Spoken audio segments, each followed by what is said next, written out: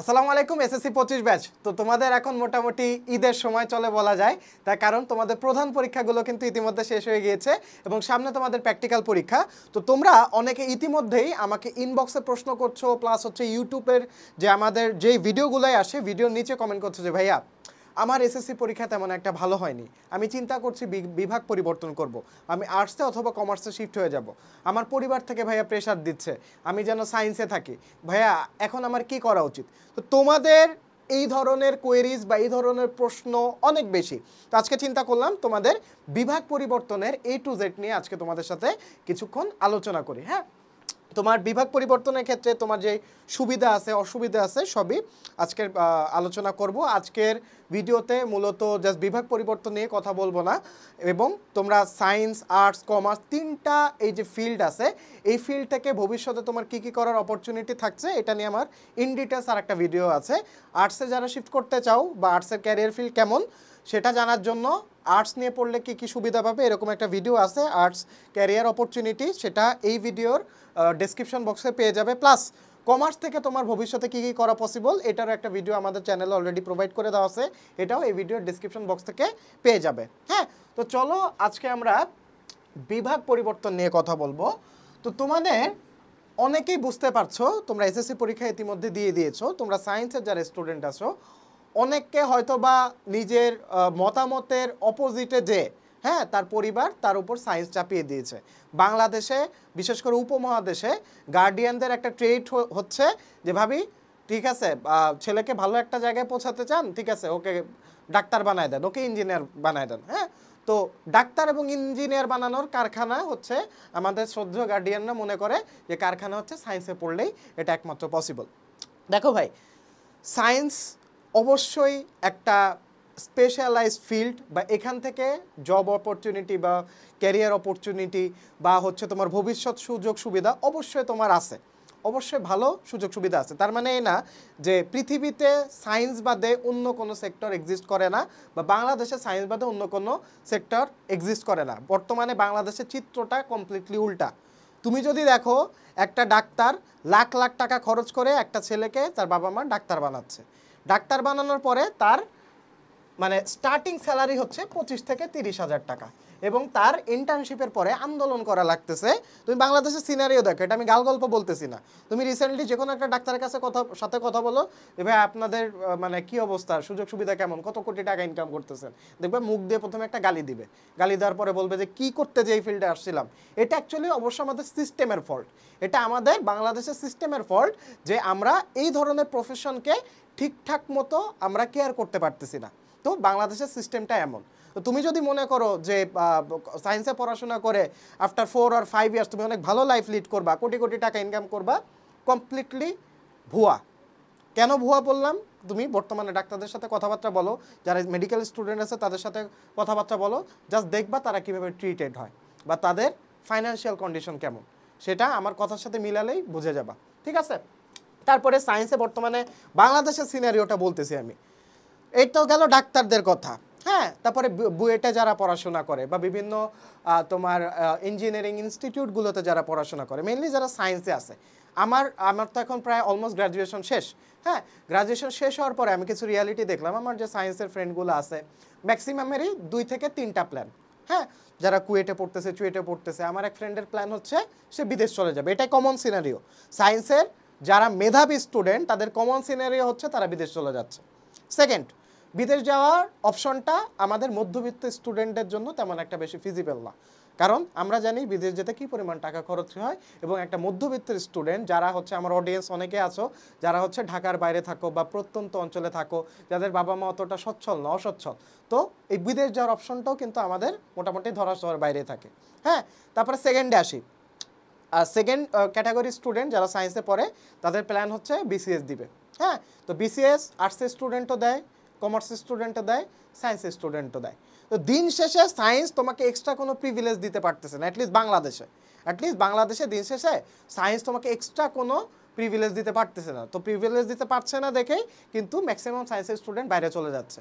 হ্যাঁ, তো maximum বিসিএসে shift করে অথবা ব্যাংক সেক্টরে শিফট করে অথবা কোম্পানিতে যে জব করতেছে। এই হচ্ছে দিন শেষে অবস্থা, রিয়েলিটি হচ্ছে এটাই সায়েন্সের অবস্থা। হ্যাঁ, এখন আসি আর্টস এবং কমার্সের। আর্টস এবং কমার্সে কি মানে আপনি যে বললেন ভাইয়া সায়েন্সের দুর্নাম করলেন, আপনার আর্টস এবং কমার্সের প্ল্যাটফর্ম, তাই বলে কি আপনি সায়েন্সের দুর্নাম করলেন? আসলে দুর্নাম না, আমি তোমাদের রিয়েলিটি চেক দিলাম। আর্টস এবং কমার্সে কি অসুবিধা নাই? অবশ্যই তোমার অসুবিধা আছে। আর্টস এবং কমার্সে তোমার অসুবিধা আছে। এই যে একটা বড় ধরনের অসুবিধা হচ্ছে সায়েন্সের যেরকম স্পেশালাইজড ফিল্ড আছে, আর্টস এবং কমার্সের ওই রকম স্পেশালাইজড ফিল্ড আছে, কিন্তু এর সংখ্যা কম, এর পরিমাণ কম। আমরা সারা জীবন কমার্সের স্টুডেন্টরা তোমার হচ্ছে জাবেদার মিল এগুলো করি, কিন্তু ব্যাংকের পরীক্ষা দিতে যে দেখা যায় আমাদের ম্যাথ করতে হয়, ইংলিশ করতে হয়। তো দিন শেষে সব কিছু একটা স্ক্যাম। তো ওইভাবে যদি চিন্তা করো তুমি ডিপ্রেসড হয়ে পড়বা, তোমার আর পড়াশোনা করতে ইচ্ছা করবে না। ঠিক আছে? তো এখন আমি তোমাদের সায়েন্স এবং কমার্সে শিফট হলে তোমার কি কি সুবিধা হবে সেটা আমি বলতেছি। দেখো ভাই, আমাদের প্রত্যেকটা স্টুডেন্টের টার্গেট থাকে আমরা ভালো কোনো পাবলিক ইউনিভার্সিটিতে পড়বো, রাইট? তো ভালো কোনো পাবলিক ইউনিভার্সিটিতে পড়ার চান্সটা তুমি যদি স্ট্যাটিস্টিক্যালি চিন্তা করো বা পরিসংখ্যানগতভাবে চিন্তা করো, চান্সটা তোমার আর্টসে এবং কমার্সে সব থেকে বেশি। তার কারণ কি? আর্টসে এবং কমার্সের স্টুডেন্ট সংখ্যা কম, আর্টসে এবং কমার্সে তোমার স্টুডেন্টরা ভালো মতো ওইভাবে পড়াশোনা করে না বা ওইভাবে সিরিয়াস না তাদের ক্যারিয়ার নিয়ে। তো এইখানে যদি তুমি মনোযোগ দিয়ে একটু স্ট্র্যাটেজিক্যাল ওয়েতে তুমি আর্টস এবং কমার্স থেকে নিজের সর্বোচ্চটা দিতে পারো, তাহলে দেখবা তোমার দিন শেষে তোমার যে পজিশন থাকবে সেটা তোমার সায়েন্সের বন্ধুটার থেকে তুমি ভালো থাকবা। হ্যাঁ, দিন শেষে সায়েন্সের বন্ধুটা তোমার উপরে এসে ফ্রাস্ট্রেশন যাবে যে আরে কমার্স তো ইজি, আর্টস তো ইজি, এই জন্য তুই পাবলিক বিশ্ববিদ্যালয়ে চান্স পেয়ে গেছিস। কিন্তু দিন শেষে রিয়ালিটি কি? তুমি একজন পাবলিকিয়ান, হি ইজ নট। বোঝা গেছে?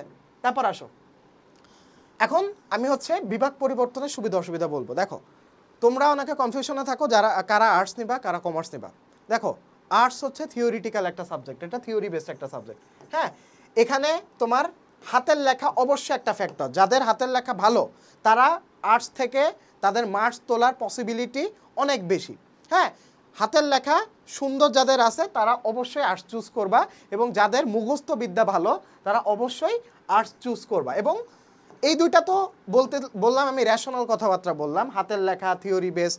আর কমার্স হচ্ছে হালকা ম্যাথ আছে। ম্যাথ মানে এই না যে ম্যাথ অনেক আহামরি কঠিন ম্যাথ আছে, একদম সোজা ম্যাথ আছে। জাস্ট যোগ বিয়োগ করতে পারলে, তারপরে ভাগ করতে পারলে, শতকরা নির্ণয় করতে পারলে তোমার জন্য কমার্স একদম পানির মতো সোজা। ম্যাথ মানে আহামরি এখানে ইন্টিগ্রেশন পারমুটেশনের ম্যাথ নেই, ঠিক আছে? ওইরকম আহামরি কোনো কঠিন ম্যাথ নাই।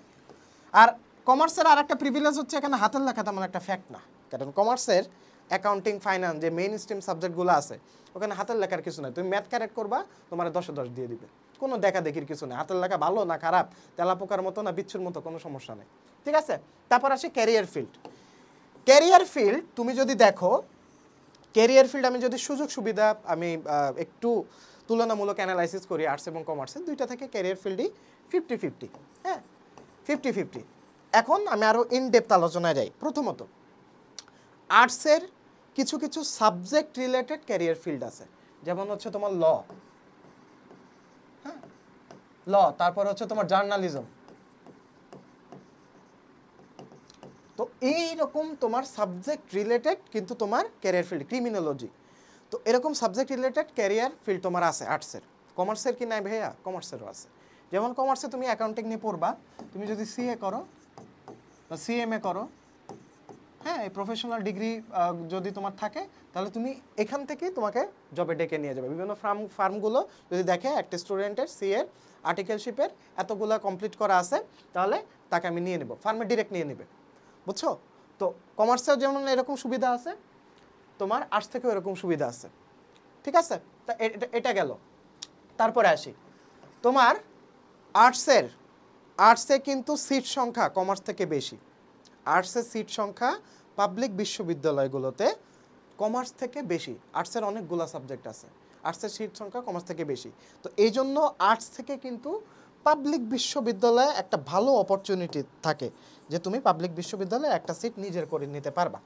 হ্যাঁ, কমার্স থেকেও তোমার ফিল্ড আছে, কিন্তু তুলনামূলক আর্টসের থেকে কম, এটা আমি আগের থেকে বলে দিচ্ছি। যদিও আমার নিজের ফিল্ড কমার্স, আমি তোমাদেরকে বলতে পারতাম যে কমার্সেও ভালো সুযোগ আছে, অবশ্যই ভালো সুযোগ আছে, কিন্তু রেদার দ্যান আর্টস এটার সিট সংখ্যা আর্টসের থেকে কম, আর্টসের থেকে কম। কিন্তু এখানেও তুমি তোমার একটা লেভেল প্লেইং প্লেগ্রাউন্ড কীভাবে পাবা?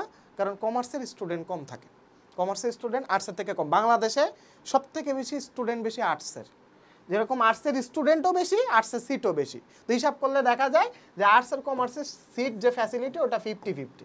হ্যাঁ, ধরো কম আর্টসের সিট আছে তোমার 2000, ওইদিকে স্টুডেন্ট পরীক্ষা দিচ্ছে 2 লাখ, আমাদের সিট আছে 1000, স্টুডেন্ট পরীক্ষা দিচ্ছে 1 লাখ। দিন শেষে কি তোমার ওই 50-50 অপরচুনিটি। ঠিক আছে, এখন আরও ইনডেপথ আলোচনায় আসি। এখন তোমাদের কোয়েশ্চেন আসবে যে ভাইয়া আর্টস নিব না কমার্স নিব, এটা আমি অ্যাকচুয়ালি কনফিউজড। হ্যাঁ, তো তোমাদের কনফিউশনের কারণ অবশ্যই আছে। তো আমি এই যে বললাম, প্রথম দিকে বলে দিলাম যে কারা আর্টস নিবা তা কারা কমার্স নিবা। আর যদি নিতে চাও তোমাকে অবশ্যই মাথায় রাখতে হবে তোমার প্রচুর হাতের উপর দিয়ে প্রেশার যাবে, মাথার উপর দিয়ে প্রেশার যাবে, কারণ তোমাকে মনে রাখতে হবে অনেক কিছু। এখানে তোমার ইতিহাস আছে, হ্যাঁ, তোমার দর্শন আছে, অনেকগুলা সাবজেক্ট আছে। তো এই সাবজেক্টগুলার কোর থিং হচ্ছে তোমার মাথায় রাখতে হবে এবং তোমার বুঝতে হবে এবং সেটা লেখার অভ্যাস করতে হবে। যেই স্টুডেন্টটার হাতের লেখা ভালো, প্লাস যেই স্টুডেন্টটা ভালো মতো গুছায় লিখতে পারে, প্লাস যেই স্টুডেন্টটার মুখস্থ বিদ্যা ভালো, সে আর্টস থেকে অবশ্যই ভালো করবে এবং দিন শেষে আর্টস থেকে ভালো একটা জায়গায় দেওয়া পসিবল। এবং আর্টসের ক্যারিয়ার অপরচুনিটি তোমার বিদেশে যারা যেতে চাও, যাদের হচ্ছে স্কলারশিপের চিন্তা আছে, যারা বিদেশে যেতে চাও, মানে আমি স্টিল রিগ্রেট করি মানে এই জিনিসটার জন্য। আমি যখন ইউরোপ নিয়ে ঘাটাঘাটি শুরু করলাম এবং আমি যখন স্কলারশিপ নিয়ে ঘাটাঘাটি শুরু করলাম, দেখলাম ম্যাক্সিমাম স্কলারশিপ সায়েন্স, অর্থাৎ তোমার যে সায়েন্সের যে সাবজেক্টগুলো আছে, হ্যাঁ, স্টেম বেসড মানে হচ্ছে সায়েন্স, টেকনোলজি, এগুলা।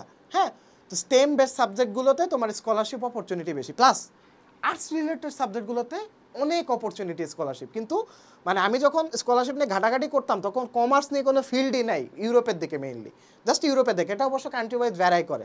যেমন কমার্সের তোমার বাইরে যদি যেতে যাও তাহলে এটার কমার্সের এমবিএর জন্য হিভেন হচ্ছে তোমার ইউএসএ। হ্যাঁ, ইউএসএতে অনেক ফান্ড অপরচুনিটি আছে, প্লাস স্কলারশিপ অপরচুনিটি আছে। যারা কমার্স থেকে বিদেশে যেতে চাও তাদের জন্য ইউএসএ হচ্ছে হিভেন, কিন্তু যারা হচ্ছে আর্টস থেকে বিদেশে যেতে চাও তাদের জন্য হচ্ছে মিডল ইউরোপ হচ্ছে হিভেন।